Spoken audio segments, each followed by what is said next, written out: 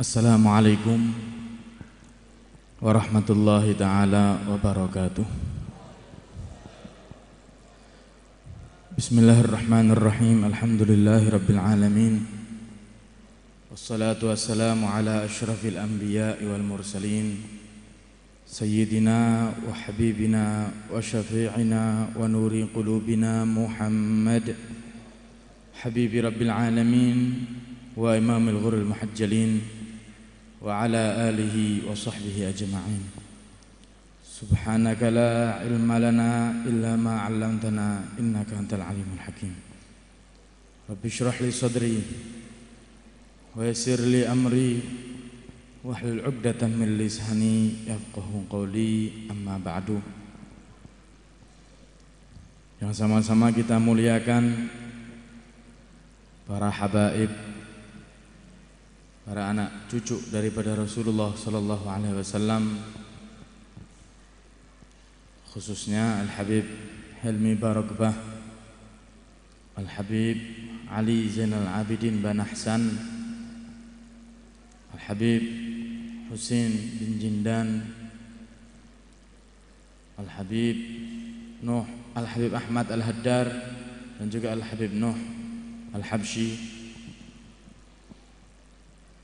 dan juga para habaib yang lainnya mungkin hadir dan tidak disebutkan,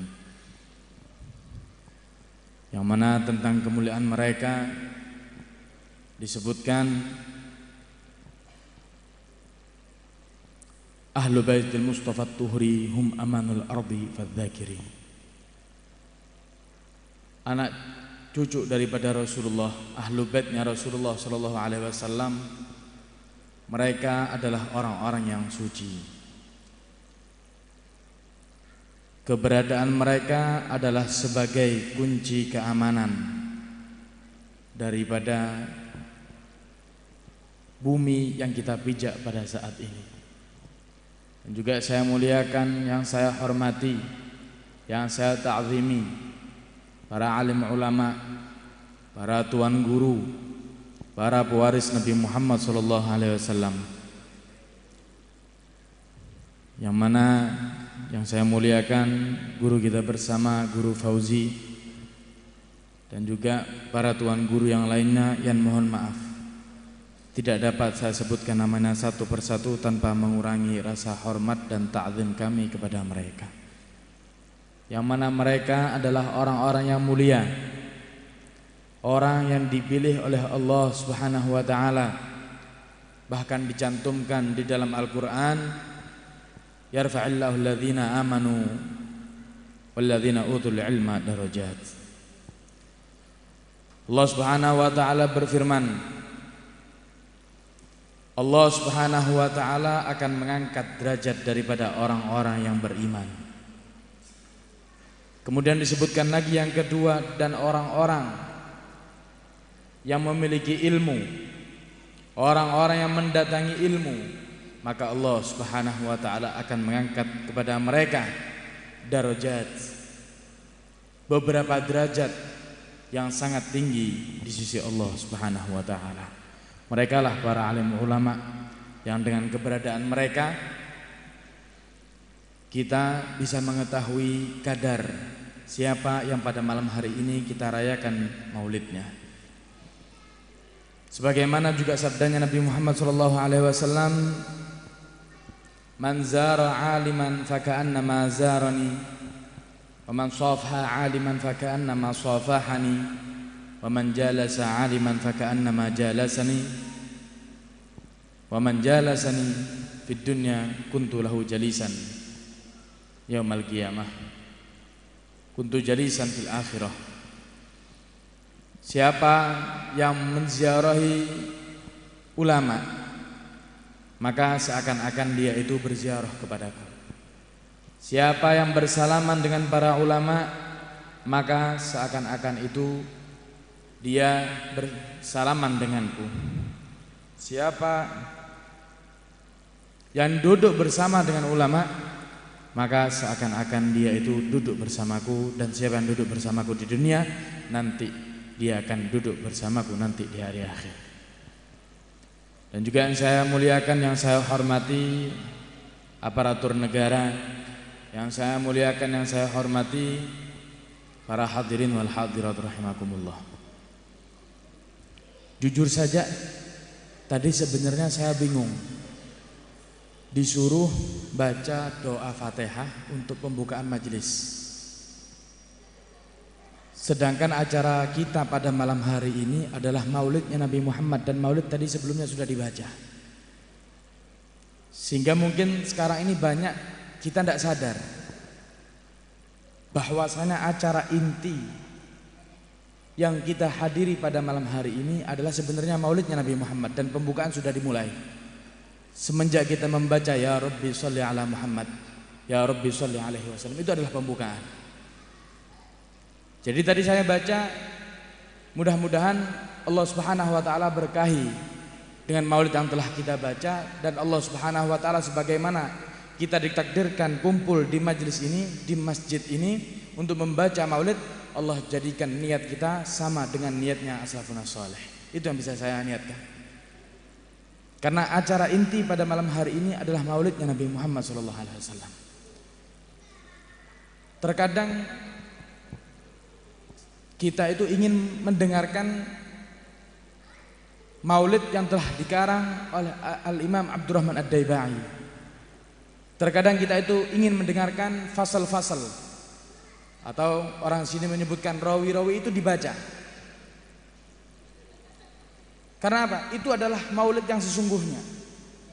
Itu adalah maulid yang sebenar-benarnya. Kalau saya yang ceramah di sini belum tentu ikhlas. Tapi mudah-mudahan saya minta kepada Allah Subhanahu wa taala dijadikan orang yang ikhlas. Tapi kalau Al-Imam Abdurrahman Ad-Daibai mengarang maulidnya, itu adalah tanda keikhlasan beliau. Berapa puluh tahun beliau mengarang maulid tersebut. Sampai detik ini tetap kita baca. Di situ ada sifat-sifat Nabi Muhammad SAW. Di situ bagaimana disebutkan rahmatnya Nabi Muhammad SAW. Bagaimana nanti keadaannya umatnya Nabi Muhammad SAW. Ada syama'ilnya Nabi Muhammad SAW. Itu adalah intinya maulid. Sehingga kadang-kadang kita ini ingin mendengarkan fasal-fasal itu dibaca. Karena sekarang ini kalau kita ketahui seakan-akan maulid diba itu yang dikenal cuma gosidah-gosidahnya aja. Atau ada satu orang yang baca mulai awal sampai akhir, maka orang itu aja yang beruntung. Orang itu mendapatkan keistimewaan lebih, diberikan oleh Allah Subhanahu wa taala keistimewaan luar biasa. Jadi supaya tidak satu orang saja yang mendapatkan keistimewaan itu, kalau bisa kita juga baca daripada fasal-fasal tadi itu. Supaya kita juga mendapatkan keberkahan daripada maulid yang dikarang oleh Al-Imam Abdurrahman Ad-Daibai. Begitu juga maulid Habsyi. Maulid Habsyi yang dikarang oleh Al-Habib Ali bin Muhammad Al-Habsyi. Itu kalau bisa setelah qiyam wahina baraza sallallahu alaihi wasallam itu juga dibaca. Ini cucunya sendiri yang mengatakan, Habib Al-Ustaz Alwi bin Ali Al-Habsyi. Sampai beliau itu mengatakan orang yang membaca maulid Habsyi tapi wahina barazanya tidak dibaca, seakan-akan beliau itu, dia itu menghadiahkan kepada Rasulullah satu semangka.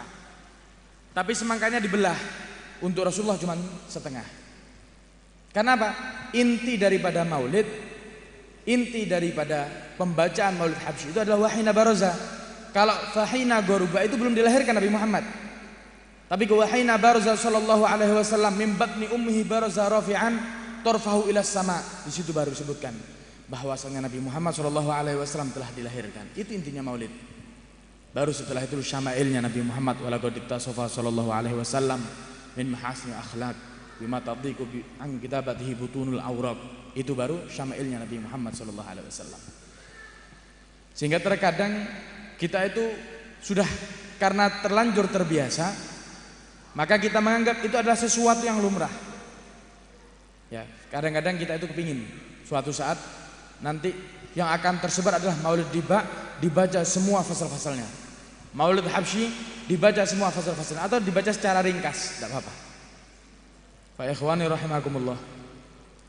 Nabi yang pada malam hari ini kita rayakan maulidnya bukan sembarang nabi. Nabi yang kita rayakan, yang kita agung-agungkan maulidnya pada malam hari ini adalah nabi yang paling istimewa yang pernah Allah Subhanahu wa taala ciptakan di muka bumi. melebihi daripada semua nabi, melebihi daripada semua rasul, melebihi daripada semua makhluk-makhluknya Allah Subhanahu wa taala. Beliau adalah nabi dan seorang makhluk yang diciptakan oleh Allah Subhanahu wa taala yang paling mulia. Bahkan Allah Subhanahu wa taala mencantumkan sifat beliau terhadap kecintaannya kepada umatnya, sebagaimana difirmankan oleh Allah Subhanahu wa taala, laqad ja'akum rasulun min anfusikum azizun 'alaihi ma 'anittum harisun 'alaikum bil mu'minina raufur rahim. Telah datang kepada kalian seorang utusan, seorang rasul daripada golongan kalian, azizun 'alaihi ma 'anittum. Bagi Nabi Muhammad sallallahu alaihi wasallam, sesuatu yang membebani kita adalah sesuatu juga yang membebani Rasulullah sallallahu alaihi wasallam. Beban bagi kita juga beban bagi Rasulullah sallallahu alaihi wasallam. Sehingga di sini ulama mentafsirkan beban yang dimaksud yaitu adalah beban kegundahan apapun yang akan kita alami. Entah itu gelisah, entah itu kita terluka, entah itu kita jatuh, Nabi Muhammad juga merasakan. Dikuatkan dengan sabdanya beliau, wallahi la yushaku ahadukum bisyaukatin fi rijlihi la ajidu alamha fi qalbi. Demi Allah, kalau ada satu di antara kalian yang kakinya tertusuk duri, aku merasakan sakit tersebut di dalam hatiku. Di dalam riwayat lain ulama mengatakan azizun 'alaihi ma 'anittum, yang membebani daripada Rasulullah sallallahu alaihi wasallam adalah dosa-dosa yang pernah kita lakukan. Karena amalan kita selalu disodorkan kepada Rasulullah sallallahu alaihi wasallam, dibaca oleh beliau, dibaca semua lembaran daripada amalan-amalan kita. Beliau mengatakan, kalau aku dapati amalan kalian adalah amal-amal maksiat, amal-amal kejelekan, maka aku mintakan ampun kepada Allah Subhanahu wa taala. Karena apa? Nabi Muhammad sallallahu alaihi wasallam adalah seorang nabi yang sangat cinta kepada umatnya. Lihat bagaimana dakwahnya Nabi Muhammad, berkorban dengan segalanya, sampai pada hari ini, pada malam hari ini kita harus mensyiarkan maulidnya Nabi Muhammad, tidak ada gangguan. Mensyiarkan syariatnya Allah Subhanahu wa taala, tidak ada seseorang yang sebagaimana Nabi Muhammad mensyiarkan agama Islam. Dilempari batu, dilempari anak panah, dilempari tombak. Bagaimana di awal-awal ketika beliau berdakwah, ketika turun ayatnya Allah Subhanahu wa taala, ya ayyuhal muddatsir, sampai ayat kelima, qum fa'andzir wa rabbaka fakabbir, sampai habis daripada ayat tersebut. Ketika ayat tersebut turun, disitulah perintah kepada Rasulullah sallallahu alaihi wasallam untuk berdakwah, untuk menyampaikan daripada risalahnya. Yang pertama kali diajak oleh Rasulullah sallallahu alaihi wasallam adalah sanak keluarganya. Yang pertama kali diajak oleh beliau adalah sahabat-sahabatnya, yang termasuk daripada golongan mereka adalah Sayyidina Abu Bakar As-Siddiq. Sayyidina Abu Bakar As-Siddiq adalah seorang sahabatnya Nabi Muhammad SAW, yang bahkan dikatakan sebelum Nabi Muhammad diutus menjadi seorang rasul, beliau sudah dekat dengan Nabi Muhammad SAW. Sehingga beliau adalah termasuk daripada orang-orang yang pertama kali beriman kepada Nabi Muhammad SAW. Baik ikhwani rahimakumullah, pertama kali Nabi Muhammad SAW mensyiarkan daripada agama ini tidak gampang. Sahabat-sahabat yang beriman kepada Nabi Muhammad tidak gampang. Bagaimana orang-orang Quraisy mendatangi Sayyidina Abu Thalib, pamannya Nabi Muhammad SAW, yang ketika itu Nabi Muhammad mengumpulkan daripada orang-orang Quraisy, mengumpulkan semua penduduk Mekah, mengatakan kepada mereka, wahai kaum Quraisy, apakah kalian percaya bahwasanya aku ini adalah orang yang jujur? Ya wahai Muhammad, karena kami tidak pernah mendapatkan engkau itu berbohong. Wahai Quraisy, apakah kalian percaya kepadaku wahai Quraisy? Iya wahai Muhammad, kami percaya kepada kalian. Maka Nabi Muhammad mengatakan, wahai kaum Quraisy, aku mengajak kalian supaya kalian itu diselamatkan daripada api neraka. Aku mengajak kalian untuk beriman kepada Allah Subhanahu wa taala. Ketika itulah yang pertama kali menyahut daripada ucapannya Nabi Muhammad SAW adalah Abu Lahab.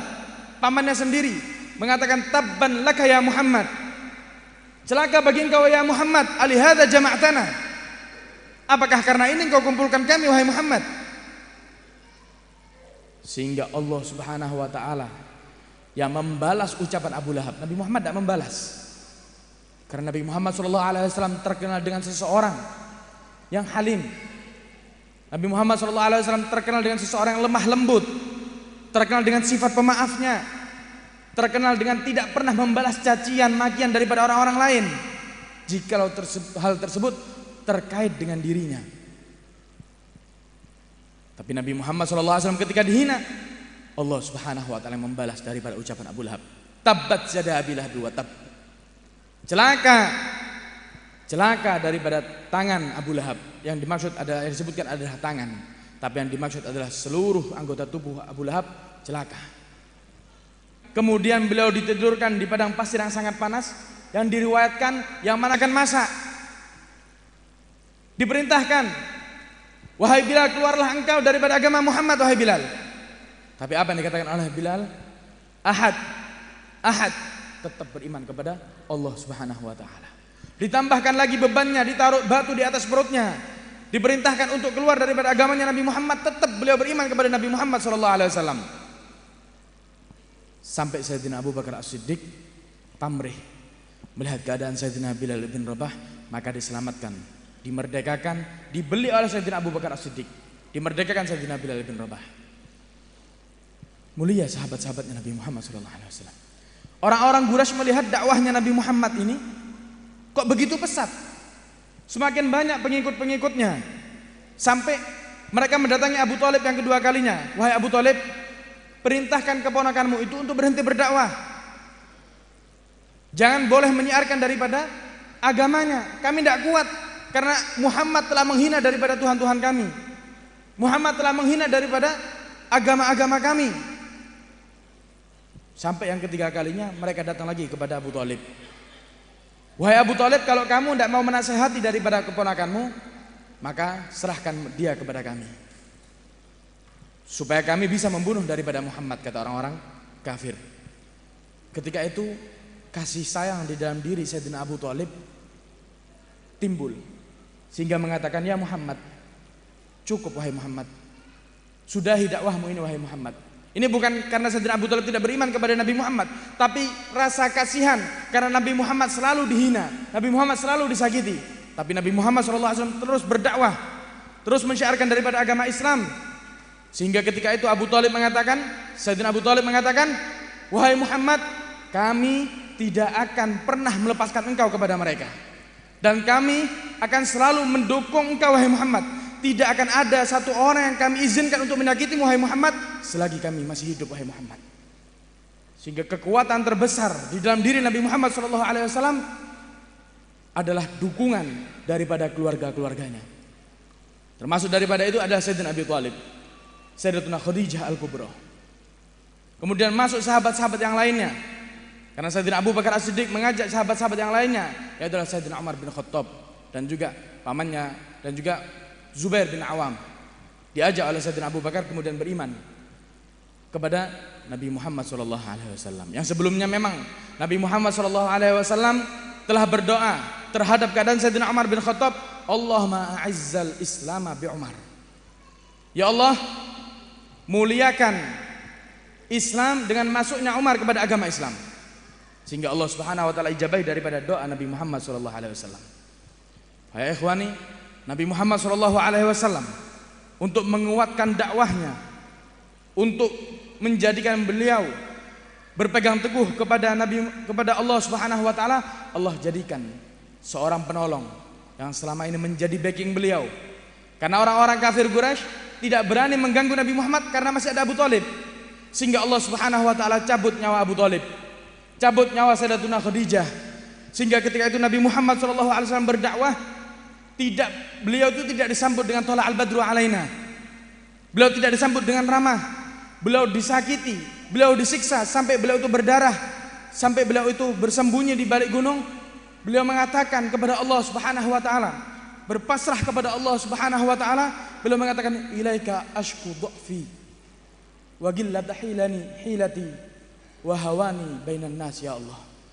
Ya Allah, hanya kepadamu aku ceritakan, aku keluhkan daripada ketidakmampuanku ini ya Allah. Ya Allah, aku kisahkan kepada Engkau ya Allah ketidakmampuanku ya Allah. Ya Allah, aku kisahkan kepada Engkau ya Allah bagaimana hinanya aku di mata kafir Quraisy ya Allah. Tapi bagaimana Allah Subhanahu wa taala berfirman di dalam ayatnya, Allahu ya'simuka minan nas. Allah Subhanahu wa taala yang akan menjaga engkau wahai Muhammad daripada seluruh manusia.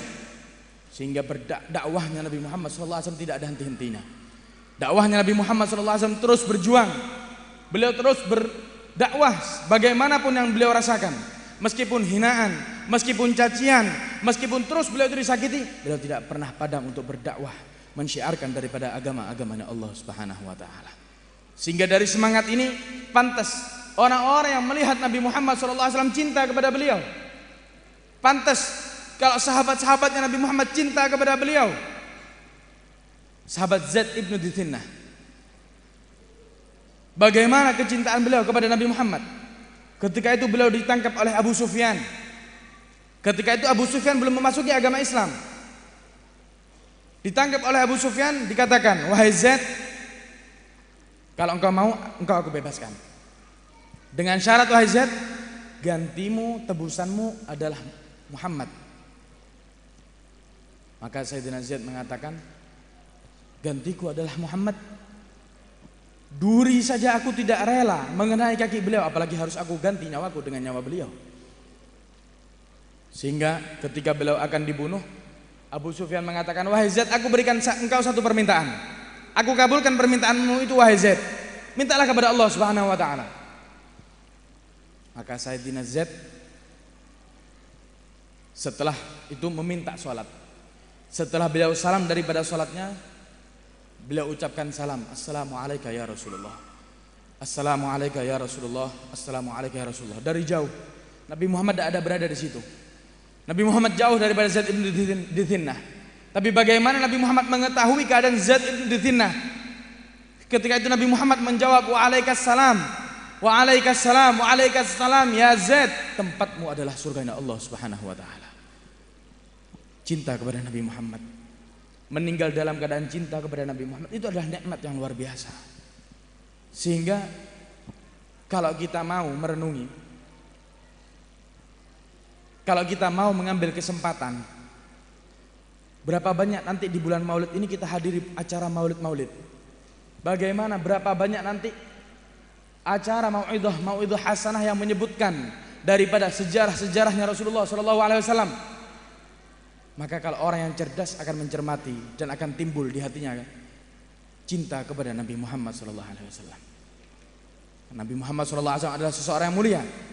Sehingga pun ketika kita menceritakan beliau, ketika kita menceritakan sifat-sifat beliau, ketika kita menceritakan daripada bagaimana perangai beliau tidak pantas, sungguh tidak layak jikalau cerita Nabi Muhammad SAW harus disandingkan dengan sifat-sifat, dengan cerita-cerita yang mengandung syahwat. Ini banyak sekarang kita dengar ceritanya Nabi Muhammad, menceritakan tentang sosok Nabi Muhammad diiringi dengan sifat-sifat porno, dengan cerita-cerita porno. Apakah adab kepada Nabi Muhammad? Bagaimana para pecintanya Nabi Muhammad kalau mendengar Nabi Muhammad ceritanya disandingkan